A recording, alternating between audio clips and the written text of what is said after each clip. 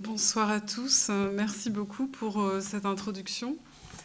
Je vais tâcher effectivement de vous proposer un éclairage du futur et de relier ce sujet aux enjeux du climat. Ce que j'ai imaginé vous raconter ce soir, en vous obligeant à m'écouter puisque je n'ai pas fait de support visuel, c'est de commencer par revenir un peu sur les fondamentaux de la prospective, qui est vue comme une indiscipline intellectuelle dont le sujet est l'étude de l'avenir lointain.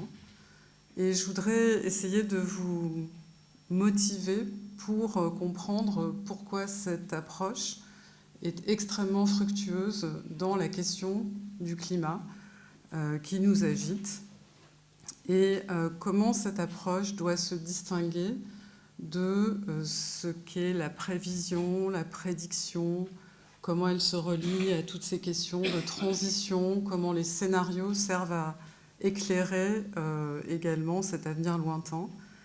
Et ce que j'aimerais, c'est qu'à la fin de cette petite heure, je pense, de discussion, vous y voyez un peu plus clair et vous arriviez à démêler dans ce qu'on entend d'assez divers et disparates sur ces sujets pour vous faire votre propre perspective du futur.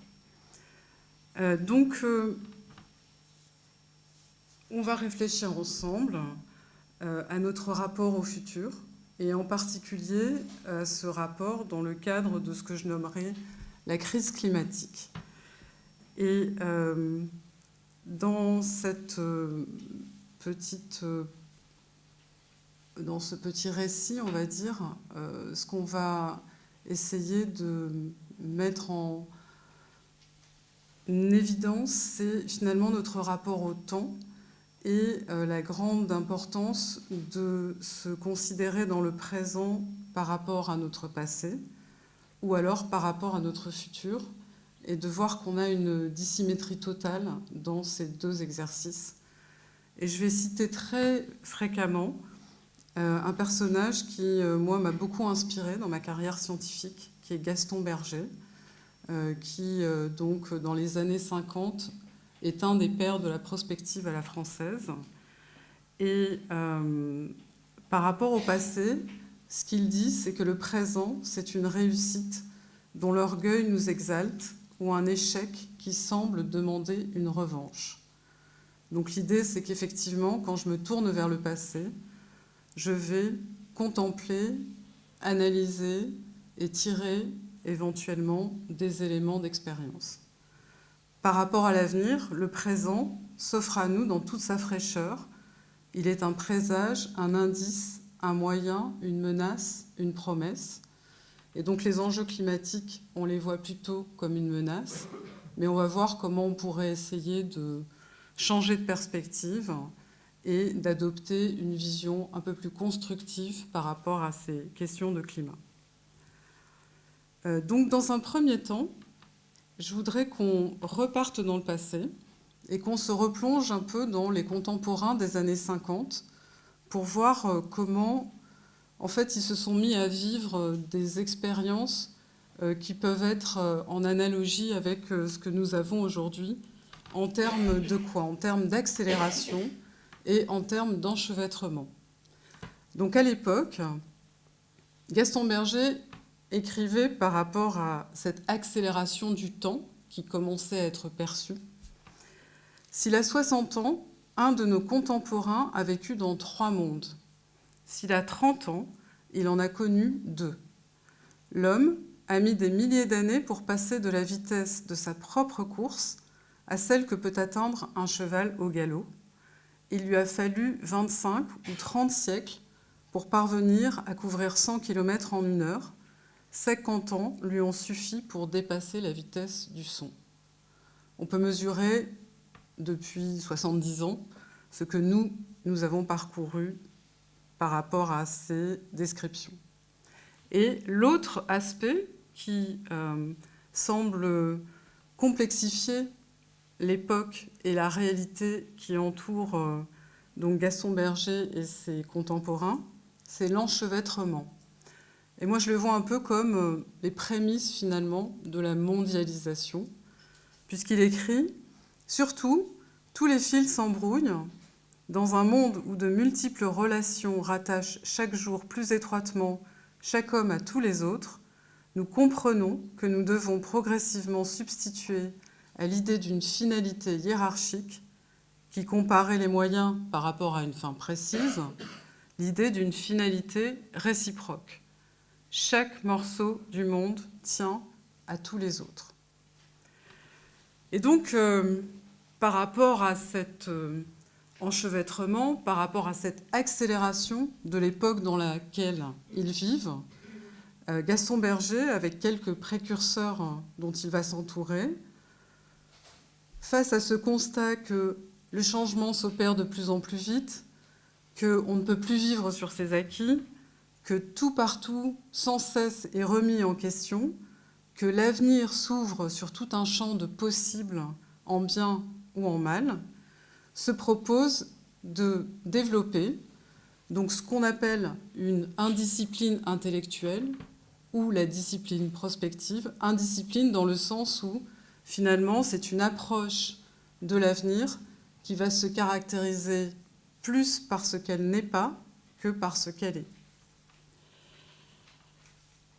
Alors, ce que Marcel de Monck écrit sur cette époque, c'est que, en fait, il se trouve dans une condensation. L'histoire n'a jamais connu une telle condensation d'événements. Aucune, non plus, d'époque n'a connu une telle qualité d'événements. Donc c'est cette condensation qui se traduit pour nous par une vitesse qui rend si difficile la prévision de l'avenir. La rendant difficile, elle la rend d'autant plus nécessaire puisque les hésitations de notre attitude présente sont en grande partie faites des incertitudes que nous avons quant à notre avenir.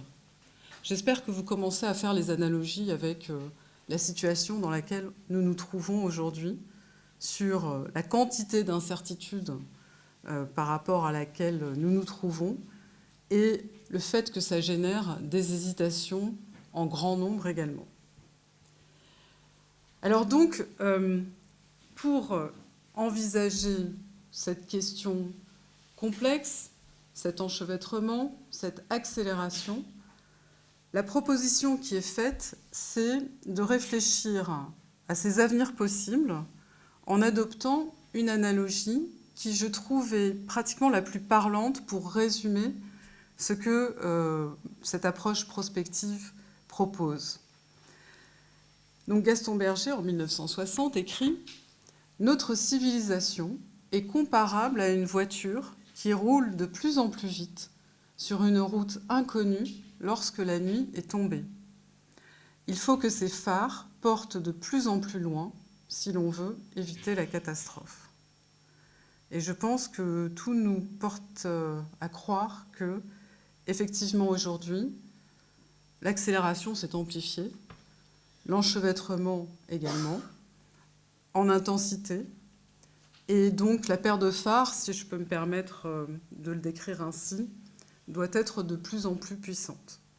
Puissante pour quoi faire, en fait ? Eh bien, pour définir les stratégies que nous pourrions adopter pour faire face à cette situation extrêmement délicate. Et là, je vais citer un deuxième personnage qui, dans les années 50, a une importance également très prépondérante, puisque c'est Pierre Massé, et qu'il est le premier commissaire général au plan, le plan étant la structure qui, à l'époque, appuyait donc l'État pour la reconstruction après la Deuxième Guerre mondiale.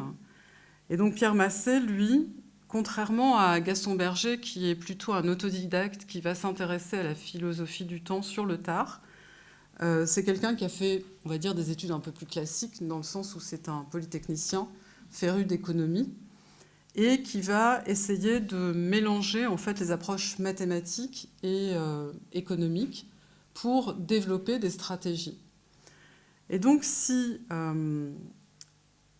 il adopte quelque part un peu la même vision de ce futur que cherche à éclairer la prospective, c'est parce que lui aussi évoque que quand on doit établir une stratégie, il faut envisager à l'avance toutes les ramifications du futur. Et quelque part, si certainement vous savez tous jouer aux échecs, que vous le pratiquiez beaucoup ou pas, c'est intéressant de se positionner dans la place du joueur qui lui-même doit décider d'une stratégie par rapport à son adversaire avec comme données pour le problème l'échiquier, les pièces sur l'échiquier et les règles de déplacement de ces pièces sur l'échiquier. Et ce que je pense, c'est que le meilleur joueur, c'est celui qui va effectivement envisager toutes les possibilités de l'adversaire par rapport au coût que lui peut considérer en fonction donc du positionnement des pièces. Et sa stratégie, elle est assez déterministe, ce qui fait que les ordinateurs sont extrêmement forts aux échecs.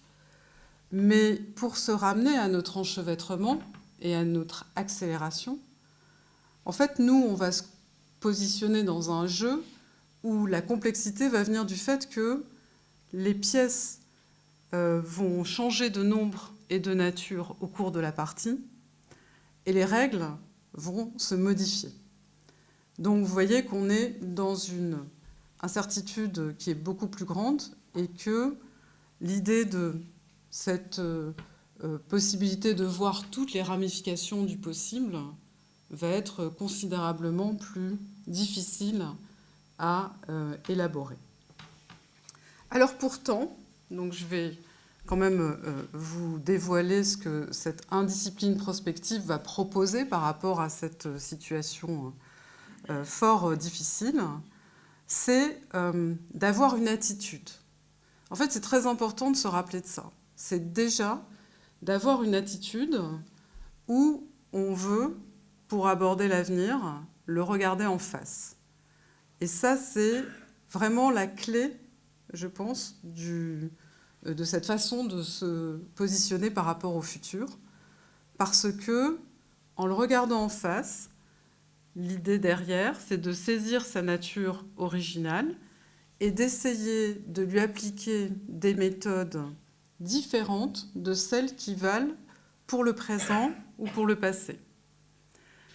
Donc en fait, on est dans une vision où la prospective, ça ne va pas être une doctrine, ça ne va pas être un système, mais ça va être une réflexion sur l'avenir qui va s'appliquer à en décrire les structures les plus générales et qui voudrait en dégager des méthodes qui soient applicables à ce monde en accélération dans lequel nous sommes. Alors, ça signifie quoi? Ça signifie qu'il va y avoir des passages obligés dans cette attitude qui va, dans un premier temps, proposer de voir loin, qui va proposer de voir large, c'est-à-dire de ne pas se restreindre à une vision de spécialiste ou à un domaine d'expertise particulier. D'analyser en profondeur, c'est-à-dire de ne pas simplement faire de l'analogie ou de l'extrapolation. De prendre des risques, et ça aussi c'est très important, c'est-à-dire que on est vraiment en différenciation de l'urgence du court terme qui oblige à prendre des décisions dans la précipitation et qui finalement ne permet pas la liberté que cette anticipation prospective va proposer de considérer. Et de penser à l'homme, c'est-à-dire de penser aux conséquences des décisions qui vont être prises pour l'homme. Donc, voir loin, voir large, analyser en profondeur, prendre des risques et penser à l'homme. C'est quelque part le cadre, et on va revenir sur la difficulté, en fait, de mettre en œuvre cette perspective très ambitieuse. Alors pourquoi j'insiste sur le fait que c'est une attitude très singulière où on cherche à regarder l'avenir en face? C'est parce que certains, comme Paul Valéry par exemple, proposent d'aborder l'avenir à reculons. C'est parce que d'autres pensent que l'avenir, c'est quelque chose qui est écrit, et donc on peut adopter aussi, par rapport à l'avenir, une attitude fataliste, où on peut attendre ce qui va finalement nous tomber dessus, qui est déjà écrit. Donc pour le prospectiviste de la veine de Gaston Berger, c'est de considérer en fait le futur comme une sorte d'observatoire d'où on va pouvoir jeter des regards sur les chemins qui conduisent les hommes et la société jusqu'à lui. Donc vous voyez, on n'est pas dans l'idée que le présent est l'endroit duquel on va partir. On est plutôt dans l'idée que c'est au futur que l'on souhaite de nous tracer quelque part les trajectoires qui nous y conduisent. Encore faudra-t-il savoir quel est le futur que l'on souhaite, et ça c'est ce que je vais essayer d'aborder dans la deuxième partie, dans laquelle on va se ramener un peu aux enjeux du climat, pour pouvoir créer cet observatoire à partir duquel on va réfléchir. Donc on opère un divorce total avec la futurologie. On est dans une démarche où on va placer l'homme au centre, et donc il va intervenir sur les événements et il ne va pas les subir.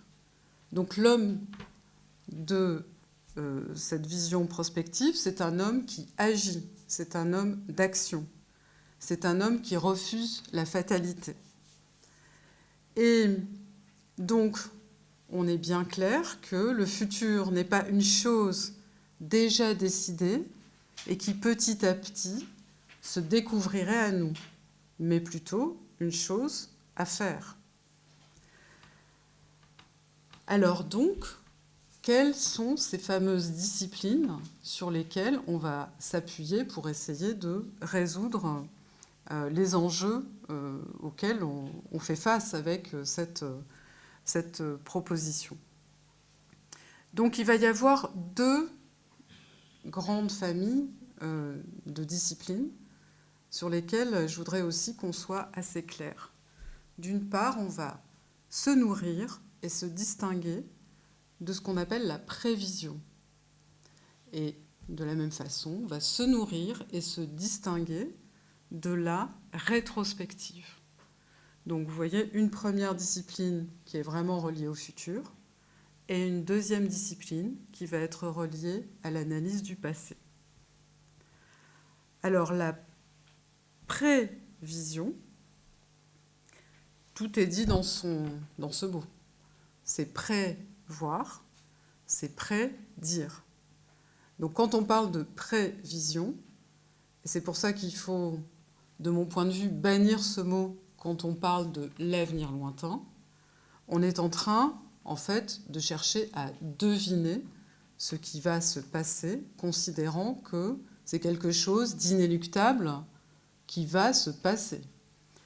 Donc le devin auquel on va faire appel depuis très longtemps, ça remonte au 4e millénaire avant Jésus-Christ, ce besoin de s'appuyer sur des devins pour vous dire ce qui va se passer dans votre vie.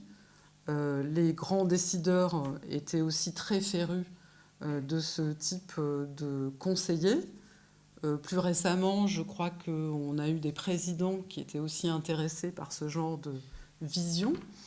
Et puis, pour la science, ça a été aussi une démarche très développée pour la définition de trajectoires de tir. Au départ, c'était les boulets. Et puis aujourd'hui, autour des fusées, autour des questions de température, autour des questions d'astres, de phénomènes météorologiques, la science de la prédiction est une science très utile. Ce n'est pas du tout une science de charlatan. D'accord ?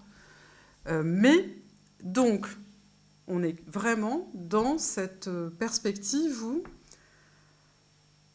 prévoir, c'est subir. Et donc, nous, avec la prospective, quelque part, on va se libérer de ce fatalisme. Alors, pourquoi la prévision est intéressante et pourquoi elle va nourrir cette prospective qui, elle, est dédiée à l'étude de l'avenir lointain ?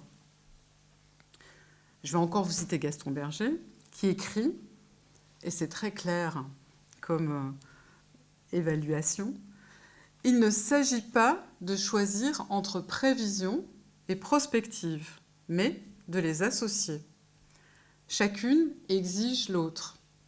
Il faut à la fois savoir dans quelle direction l'on marche, donc ça c'est le lointain, et s'assurer de l'endroit où l'on va poser le pied pour le prochain pas. Donc ça, c'est l'intérêt de la prévision. La prévision, donc, c'est quelque chose qui va nous servir à court terme et qui va nous conduire à des décisions qui vont être exécutables immédiatement et qui vont souvent nous engager de manière irréversible. Par contre, la prospective, elle va être à objectif éloigné et elle va pouvoir nous amener à modifier profondément nos projets à long terme. Donc, sur l'horizon temporel, on voit bien qu'on va adresser des choses assez différentes. Par exemple, quand on va avoir des échéances à 5 ou 10 ans, l'idée de faire de la prospective, ça devient tout de suite un petit peu utopique parce qu'on a déjà des inerties qui sont très engagées. Si je regarde par exemple les questions d'industrie, si je regarde le secteur de l'énergie, par exemple, les investissements sont faits sur des périodes qui sont de plusieurs décennies. Pour un certain nombre d'installations, les durées de vie sont de 30, 40, 60 ans. Donc vous voyez que dans un schéma où on va parler de court terme, il faut se ramener en fait à l'objet dont on parle pour voir quelle est l'échéance sur laquelle on va travailler. Et on voit bien aussi que pour prendre en compte le changement du monde, l'idée d'aller sur le plus long terme va être important parce que ça va nous permettre de modifier en fait la tendance inertielle qui est déjà programmée dans cette approche de plus court terme. Pour parler concret, quand vous construisez l'aqueduc de Millau, qui est un ouvrage qui a une durée de vie d'au moins 100 ans, vous êtes forcément en train de confirmer le véhicule automobile.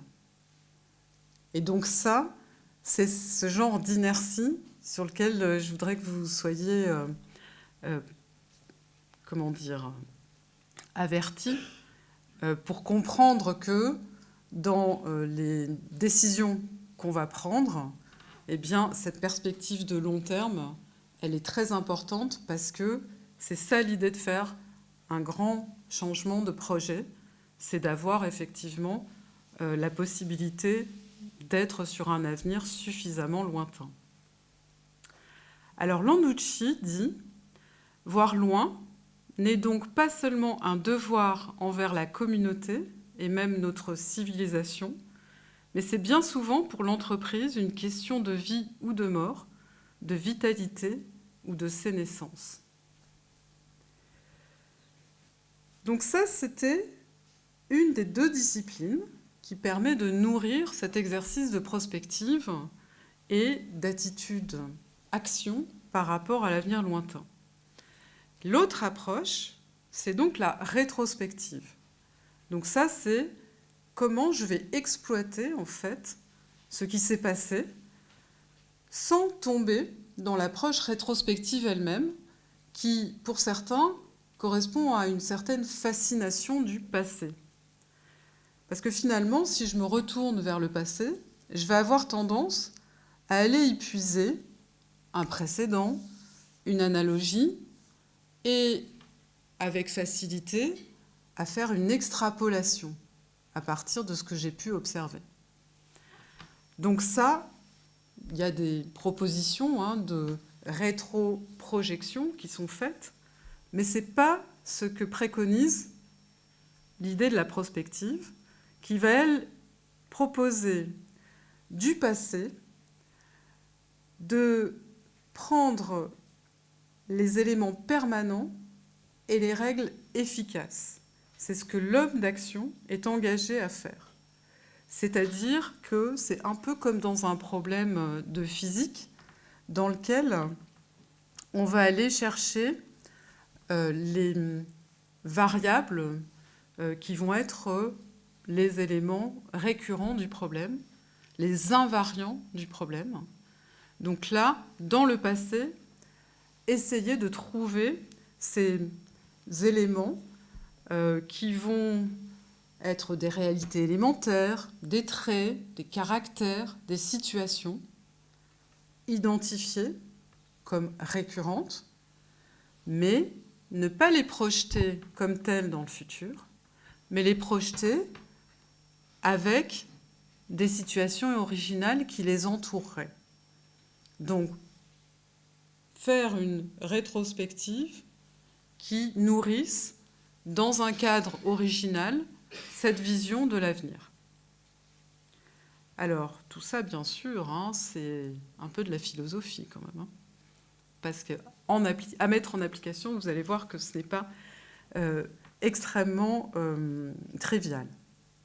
Donc l'idée, c'est de dire que là, en fait, on est complètement hétérogène entre hier et demain.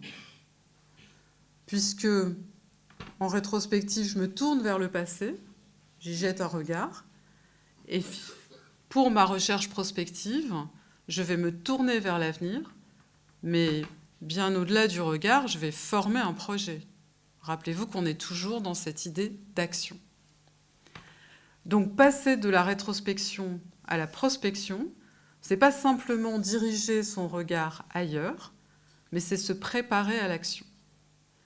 Et c'est vraiment, je veux dire, la clé de cette position par rapport à l'avenir. L'avenir, c'est vraiment quelque chose qu'on cherche à construire. On ne cherche pas à le deviner. On est acteur. C'est là où, en fait, on a un message extrêmement optimiste. Ça voudrait dire que, en fait, rien n'est à subir. Il suffit de regarder l'avenir en face et de former des projets. Donc, une chose aussi importante, c'est qu'il faut, quand vous êtes dans cette démarche, essayer de vous débarrasser de vos biais. C'est-à-dire que vous devez essayer de conquérir une certaine ingénuité dans votre regard pour ne pas projeter vos propres certitudes, finalement, sur toutes les ramifications du possible qu'on est en train d'essayer d'évaluer. Et donc, dans cette quête, finalement, qui est le vous ? Qui est concerné ? Qui est l'homme d'action pour ce centre de prospective et ces prospectivistes, c'est le décideur. C'est ce qu'ils appellent le philosophe en action. Parce qu'ils considèrent que l'action, c'est la raison même de la fonction d'un décideur. Et donc, le décideur, ça doit être vraiment celui qui va éclairer sa décision, l'orienter par la réflexion la plus large possible. Et ça, c'est ce à quoi on se retrouve confronté aujourd'hui, c'est-à-dire que le décideur ne travaille pas à bien penser, alors que c'est la raison même de la politique selon Pascal, mais le décideur est dans une attitude de court terme, et le décideur, très souvent, cherche une prévision qui lui permette de garantir que la décision qu'il prendra, si elle n'est pas la bonne, il pourra se retourner vers le prévisionniste qui a donné la mauvaise trajectoire. Donc, imaginons que notre décideur soit plus sage. À ce moment-là, il peut, grâce à cette attitude prospective, parer l'imprévu à travers une pluralité d'avenirs imaginés et ainsi se fabriquer une prothèse, sachant qu'il est désireux d'une aventure calculée. Donc on voit bien que l'idée de regarder le futur et d'essayer d'éclairer avec cette paire de phares, cette route inconnue, de plus en plus chaotique, c'est une idée dans laquelle on est sûr qu'on ne donnera pas la vision exacte, qu'on pourra se tromper, mais que le fait d'avoir ouvert au maximum le champ de ces possibles permettra d'avoir au moins une prothèse pour s'orienter par rapport à cet ensemble d'incertitudes. Donc si je fais une synthèse, en fait on a une démarche qui est assez simple dans sa conception, qui est celle d'explorer le futur à partir de la connaissance qu'on a du présent et du passé. Et l'objectif de cette démarche, c'est d'examiner toutes les évolutions possibles en fonction des décisions qu'on va prendre et des actions qu'on va réaliser. Et donc pour Pierre Massé, il le résume dans cette formule: la prospective regarde en avant, le regard est pour elle le premier temps de l'action. Encore faut-il prendre le temps de regarder, et c'est peut-être ça sur lequel on a le plus de difficultés aujourd'hui dans nos rapports avec les décideurs. Quand je dis nos rapports, c'est nos rapports à nous, scientifiques, qui prenons le temps d'essayer d'éclairer les futurs possibles. Alors j'ai dit que tout ça, c'était quand même très philosophique comme inspiration, et que donc il y avait beaucoup d'écueils dans la mise en pratique. Tout d'abord des écueils parce que on va essayer de représenter un monde extrêmement complexe. Donc j'ai parlé d'accélération, j'ai parlé d'enchevêtrement, mais si derrière on développe des modèles pour représenter ça, on va se retrouver dans des calculs et dans des visions qui s'éloignent beaucoup de la réalité. Et l'autre problème qu'on va avoir, c'est que il va falloir qu'on fasse jouer notre imagination pour penser à ces avenirs possibles, mais il ne va pas falloir qu'elle joue trop forte, l'imagination, trop fortement, parce que sinon, on ne va plus du tout être raccordé au réel. Donc, si je m'arrête sur ce second point, en fait, quand je dis qu'on évalue le champ des possibles, c'est-à-dire qu'il va falloir réfléchir à tous les avenirs imaginables ou non imaginables. Et en réalité, c'est plutôt le non imaginable qui m'intéresse.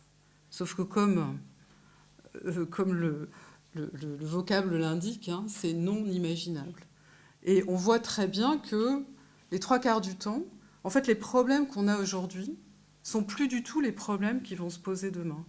Et qu'on a tendance à être un peu attiré sur des points très particuliers qui sont des questions qui ne se poseront plus dans l'avenir. Il y a un exemple, par exemple, sur Paris, pour les transports au XVIIIe siècle. La principale source une grande source en fait de préoccupation pour la politique de la ville, c'était celle du fumier et du crottin de cheval.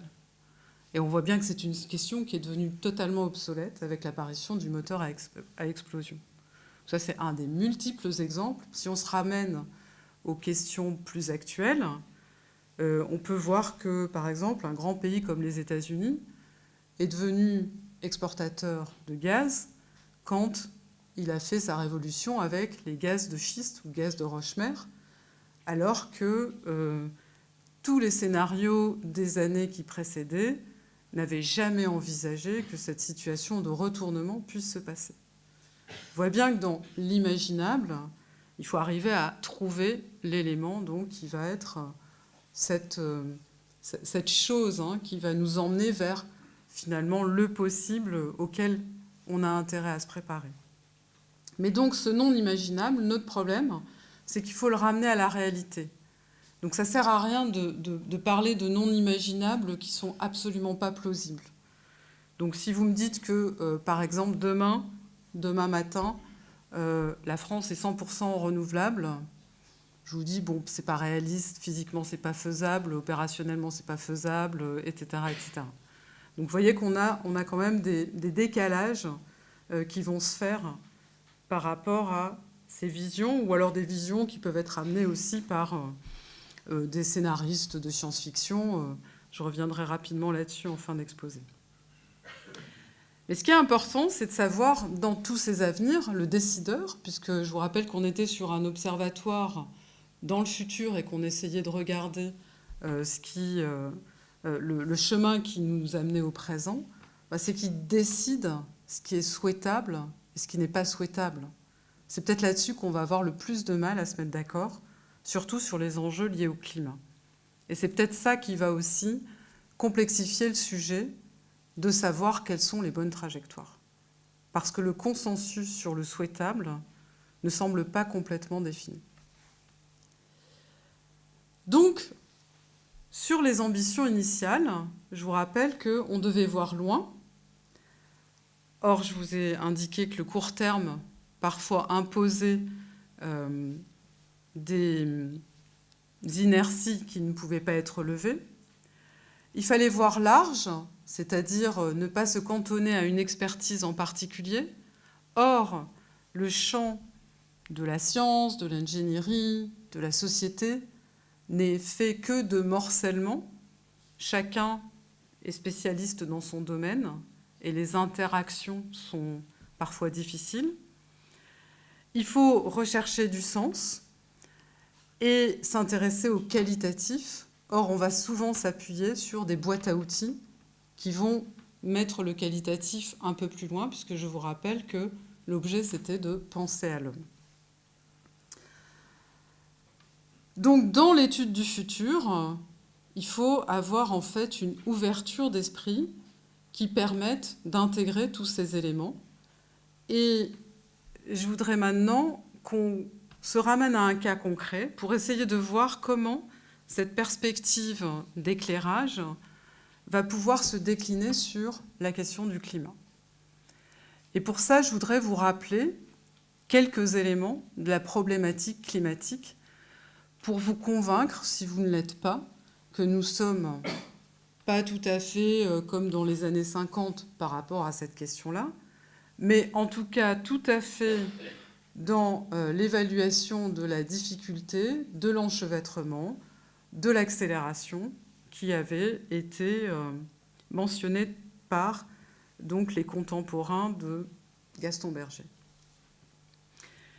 Donc je vais faire un petit point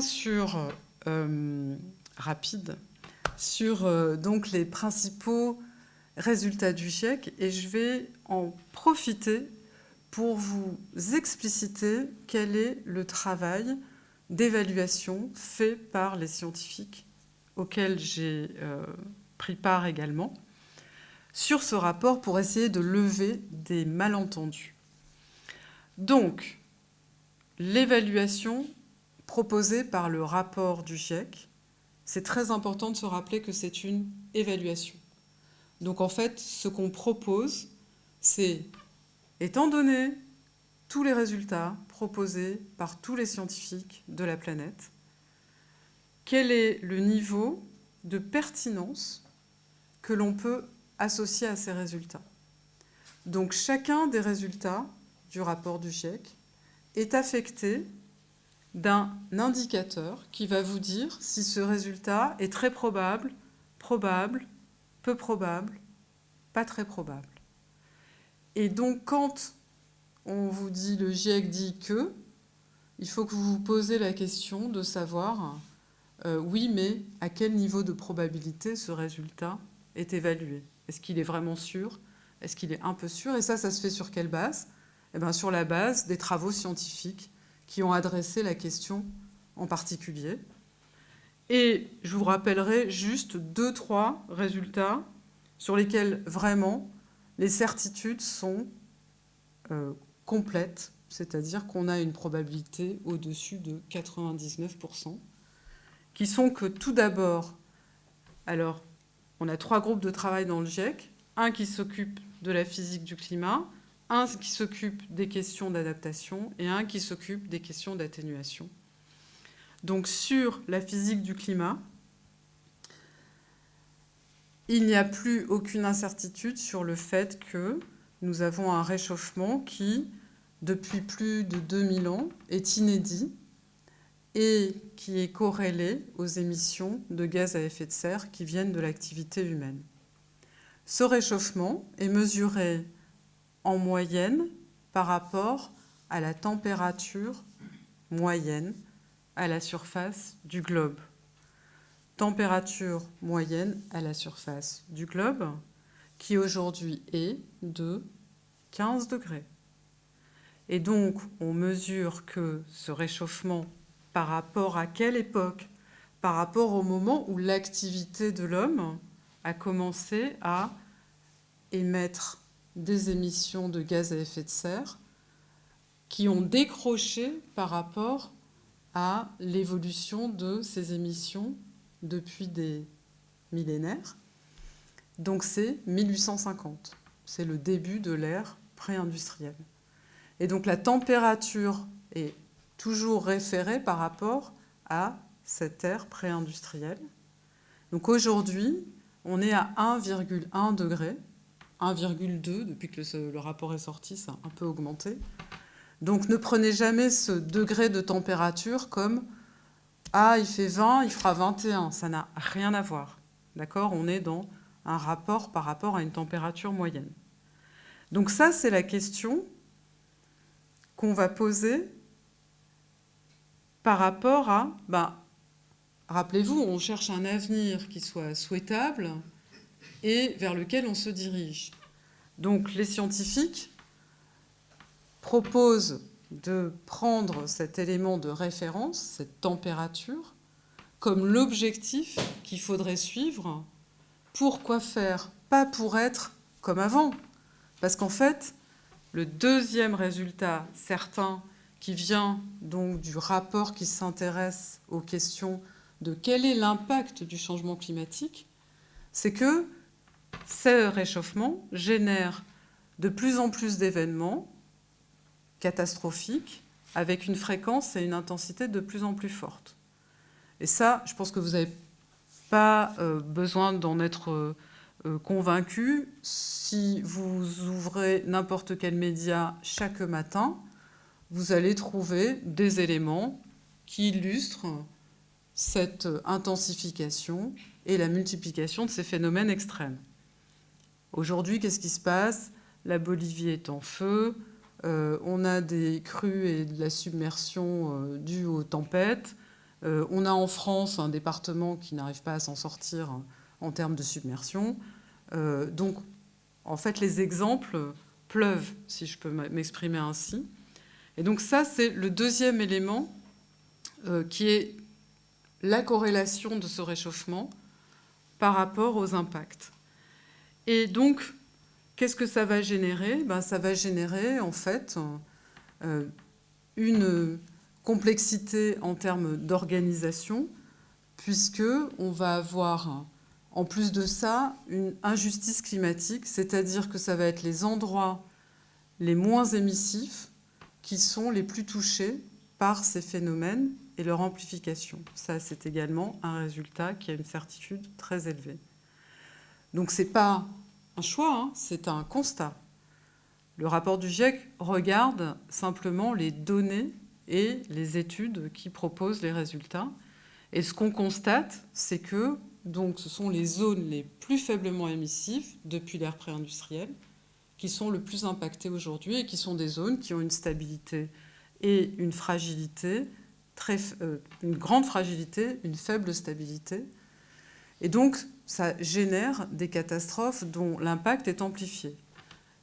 Pour vous donner un exemple, si on est sujet aux submersions côtières, comme par exemple la Hollande, ou par exemple le Bangladesh, on comprend bien que l'impact de ces submersions sur ces deux zones va être complètement différent. Les populations à plus faible revenu vont être forcément les plus touchées et avec un impact économique beaucoup plus fort, d'autant plus qu'il n'y aura pas eu les moyens mis pour préparer et adapter la région par rapport à ces potentiels impacts. Donc, ça, c'est le deuxième point, avec donc, une disparité de responsabilité, puisque les enjeux liés à l'industrialisation partent de l'Europe et se développent plutôt dans ce qu'on appelle le Nord, et comme j'ai dit, vont avoir beaucoup d'impact dans le Sud. Donc une disparité de responsabilité historique. Et des solutions. Ça, c'est le troisième volet du rapport du GIEC qui propose des solutions dites d'atténuation, c'est-à-dire de réduction des émissions de gaz à effet de serre.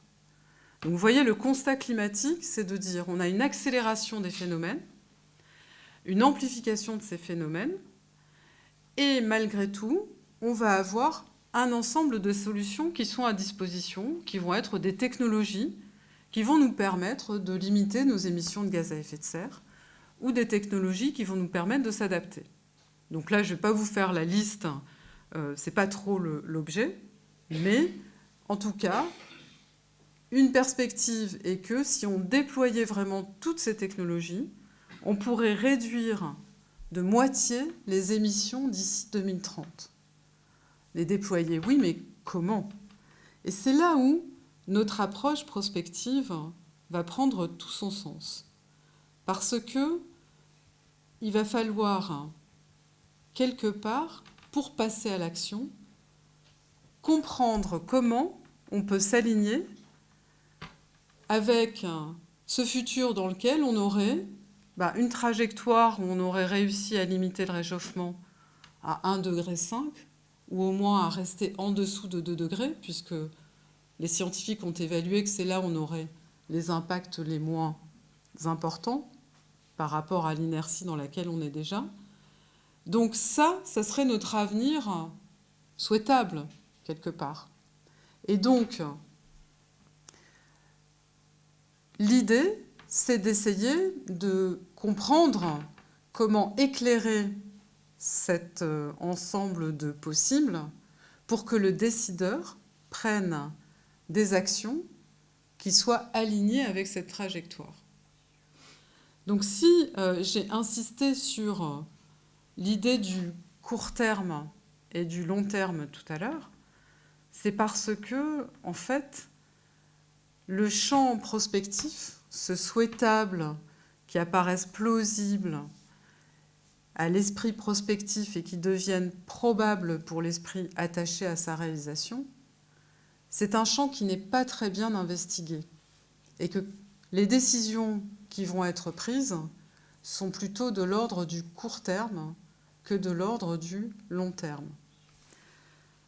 On est dans quelque part une crise de l'urgence et c'est comme si la panique que ça engendre générait finalement des décisions qui n'ont pas été évaluées sur un avenir lointain, qui nous permettent de comprendre si finalement elles vont nous emmener dans la bonne trajectoire.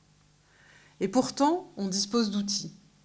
Pourtant, on dispose de cette approche prospective. Et derrière, on peut mettre en place des scénarios qui vont nous permettre de faire cet éclairage. Donc là, je voudrais juste vous donner quelques éléments de compréhension par rapport aux scénarios. Les scénarios, je pense que vous en voyez à peu près partout, tout le temps, sur beaucoup de sujets aujourd'hui. Et en fait, on se retrouve avec une telle profusion de trajectoires qui devient assez difficile de comprendre ce qu'il y a derrière et ce qu'elles peuvent dire. Et il y a même une tendance où on voudrait essayer d'aligner ces trajectoires de sorte de les rendre un peu plus crédibles. Et donc le bon usage des scénarios, c'est quand même un usage qui relèverait de l'approche prospective que j'ai développée jusqu'à maintenant. C'est-à-dire que si vous les fabriquez, quel que soit l'outil avec lequel vous allez les fabriquer, que ce soit un modèle sur lequel vous reposez et que je n'ai pas le temps de détailler, ou que ce soit des scénarios qui vont relever sur, par exemple, l'imaginaire proposé par des scénaristes de science-fiction qui travaillent avec des scientifiques pour essayer de valider leur approche. L'intérêt, c'est de comprendre en fait le mécanisme de création qu'il y a derrière ces scénarios pour pouvoir interpréter ce qu'ils vont vous proposer comme éclairage.